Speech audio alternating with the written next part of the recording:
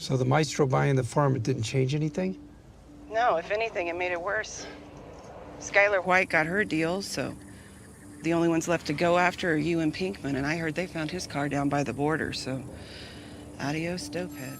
What is up, Better Call Saul fans? My name is Merge, and we have got to talk about one of the most poetic episodes in the entire series, and that was episode 11, season 6, titled Breaking Bad. Because not only did this episode serve as a bridge for the two series, but it also shows us how Gene/Saul will once again quite literally break bad, reminding me of that meme that says how it started and then how's it going. It's kind of like that. But in this video, I want to talk about the conversation that we didn't hear with Kim and Gene and do a little theorizing on what was said to get the reaction that we got from Gene. And if you could leave a like on this video and even consider subscribing to stay up to date with the latest content, I'd appreciate it. So during this episode, Gene is having a conversation with Francesca, and she's filling him in on everything that's been going on in Albuquerque, telling him that the Fed seized all of his businesses and everyone from Skylar White to Huel Babineau has either left town or gotten a deal. And the Feds have no one else to go after but him and Jesse, and we know from the events of El Camino that Jesse did manage to get away. And before ending the conversation with Francesca, she tells him that she actually got a call from Kim, who was checking in on her and even asked about Saul and wanted to know if he was still alive. Gene is super surprised by the news and even asks her again to clarify if it was really her asking about him. And once she does confirm that, they end up going their separate ways with a hilarious hang up to the face.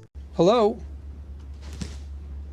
We then cut over to Gene, who's driving, and he's at a literal crossroads in the streets as well as with himself. Because he can just keep driving and live out the rest of his life as Gene and forever ending the Saul Goodman persona because everything's been taken care of with Jeff and there's no one to go back to in his old life. That's until he found out that Kim asked about him, and knowing that she asked about him in his own way gives him hope that there's still a chance that they can possibly get back together. We then pick up with Gene at a payphone and he makes a call to Florida to reach Kim. And I'm sure after they broke up, they probably didn't speak much or even at all, and most likely Saul hired Mike to keep tabs on Kim because we know that Mike's investigation skills are top notch, and it's not like she's changed her name or anything, making it not that hard for Mike to figure this out. You'll never find him. I don't know, Walt. It's what I do after all.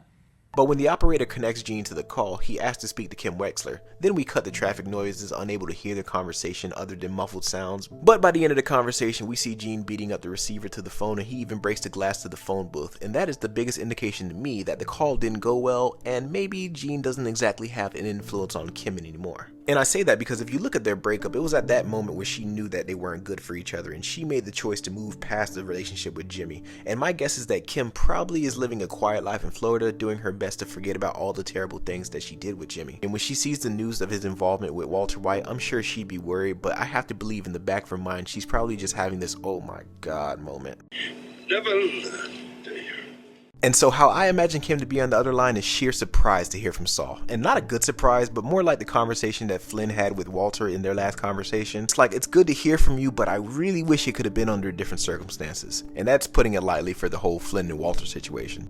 Why are you still alive? Why don't you just die already? Then she'll lecture him about why he did what he did, then tell him did he not learn anything from dealing with Howard and he should just stop running and go to the cops. Because in Kim's eyes, she might see that Jimmy/Gene/Saul/Victor, maybe, it's too far out of his depth and she doesn't want to see him get killed. But she only knows Jimmy as the lovable, fast-talking guy that always made her laugh, but she doesn't know that Saul is the literal definition of a criminal lawyer, and Kim has no idea what he's become. So I could imagine that Gene snaps back at her in a fit of anger, not wanting to be lectured and just trying to explain himself, and he might even try to redirect the conversation to something more positive. But Kim would refuse to get past the issue because she already knows all of Saul's tricks, and she would just give him an ultimatum, either to turn himself in or just leave her alone altogether. And before he can even speak, she'll just hang up on him. And then we get this scene.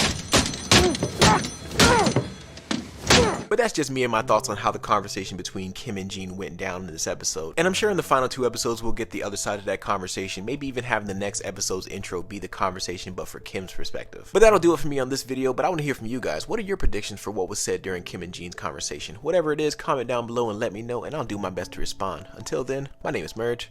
Later.